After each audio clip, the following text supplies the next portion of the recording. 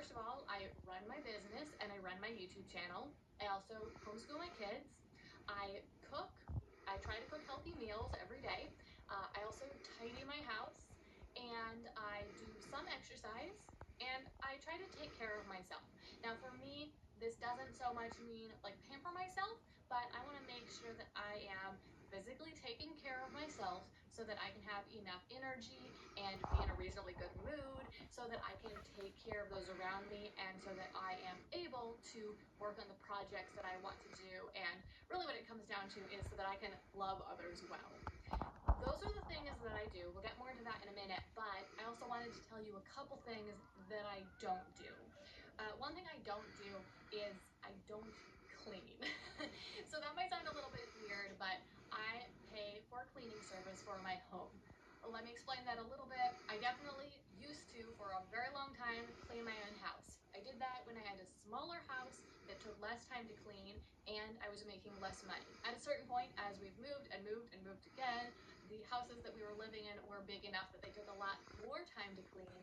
And so around that time, obviously that was also related to earning more money, so living in a bigger house, I realized that one way I could essentially buy more time, which is something you can't do that much, would be to pay someone to clean my house for me so that I didn't have to spend the time on that and I could have a little bit more room in my schedule. So I decided that that would be a priority in my budget to be able to afford to do that. And I think that that was a great decision. Obviously, it's not an option for everyone, but if it's something that could potentially fit into your budget, perhaps if you sacrifice something else, I would urge you to consider it because, like I said, there are very few ways you can actually buy time, but that is one of them. Another thing I don't do, as I alluded to earlier, is pamper myself. Things like getting my nails done, getting my hair done, getting a massage, all that sort of stuff. It's fun. I kind of like it, but I kind of really like it. But I realized that those things all take time, which means I have less time in my schedule, which can actually cause me to be more stressed.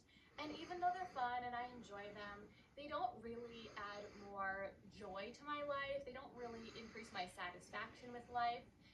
So basically, they don't really feed my soul. So I decided to prioritize the time and the money for things like eating healthy food and just having some quiet time and time to read my Bible and time to exercise because I think that those are the things that really give me the most energy, the most joy, and the most satisfaction with my life, which again, those are things that enable me to love others better. So I mostly avoid the pampering type things. I do occasionally go get my hair done or every once in a while get my nails done or get a massage, but it's not a regular thing that's taking time in my schedule. And then one more thing I don't do is just watching TV or movies very much. I'll occasionally watch a movie, I'll certainly watch a few YouTube videos every week, but it's not taking up much time in my schedule. Now, I mentioned each of these things that I don't do, not at all to make you feel bad if you choose to do them. But I just want you to have a realistic picture of what I am fitting in and what I'm not. Because if you saw the list of the things I am fitting in, and then you just assumed that that was in addition to watching a couple hours of TV every night and getting my hair done every other week, or something like that, then the mystery of my life and how I fit everything in would be quite a mystery. So I just want you to understand what I'm doing, what I'm not, and some ways in which I'm saving some time. So next, I want to share with you two important principles that help me to balance my life and my work and get everything done that I want to get done. And then I want to walk you through my typical daily schedule. The first principle I mentioned earlier on is know your priorities. You can do anything, but you can't do everything.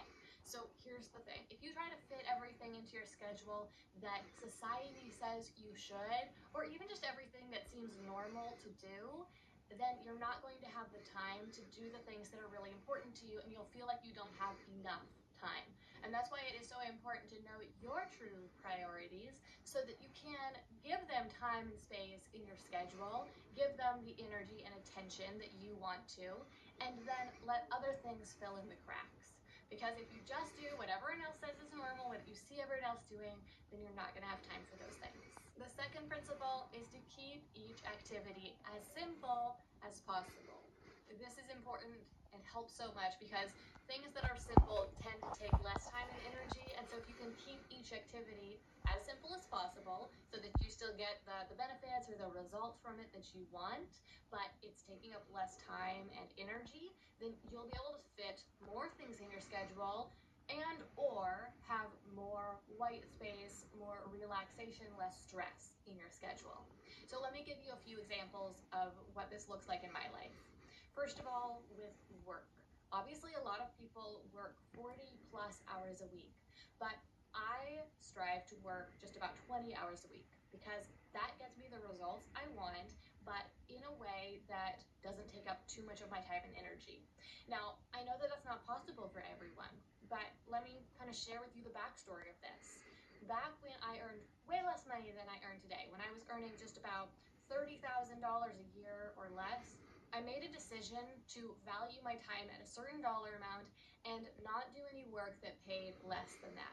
Now, the dollar amount that I originally identified was $30 an hour, which might seem a little high considering how little per year I was earning, but I realized that if I put a little bit more time and effort into finding the work, I could find some work that paid me that much, and then I could work fewer hours per week and earn about the same amount as if I was working, say, minimum wage full time. Now, that might not sound very smart because I was spending more time finding the work, and so overall I was working a little bit more time. But the reason this worked out and why I would recommend to other people to do this is that, yes, it took more time and effort to find that work, but I didn't have to keep putting in that time and effort because once I found a job or a gig or a client who would pay me that much, I could typically keep working that system, keep serving that client, keep doing that gig, keep working that job, and I didn't have to keep putting in more time and effort to be able to earn that hourly rate. Obviously, over time, I've been able to increase that rate that I see my time as worth. And that's because I've continued to prioritize finding work that pays higher and improving my skills so that I am worth more per hour rather than prioritizing earning possibly a little bit more money now by just taking the work that is easier to find. Now, for another example of how I have tried to simplify tasks so that I can get bigger results, less effort, would be with homeschool. Now, when kids go to school, a lot of the time they're there from 8 or 9 in the morning until 2 or 3 in the afternoon. So they might be there for 5 to 7 hours. And that is a lot of time to spend on school. But some people, when they homeschool, they think they need to spend that much time. However, I found that one of the nicest things about homeschooling is that because you have such a amazing teacher to student ratio, you can get a lot more done in a lot less time. So for example, in our family, where I have 3 kids that I'm doing school with, a preschooler, a first grader, and a third grader, we are able to get all of the schoolwork done in about 2 hours per day. So the reason why that is possible, aside from the great teacher to student ratio, so we're not wasting as much time, is because I keep things really simple. We don't do all the different subjects we could. I prioritize skills over just learning knowledge. So for example, we focus on reading, writing, math, and then problem solving and self-management. Now, this last 2 things are not actual subjects that we sit down and do workbook work with, but they're just things that I have the kids practice and I try to teach the kids over time.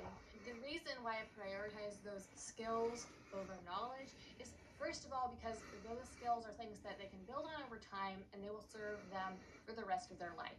But it also means that much sooner than later, they're going to be able to play a big role in the management of their schooling. That's what I did when I was homeschooled myself.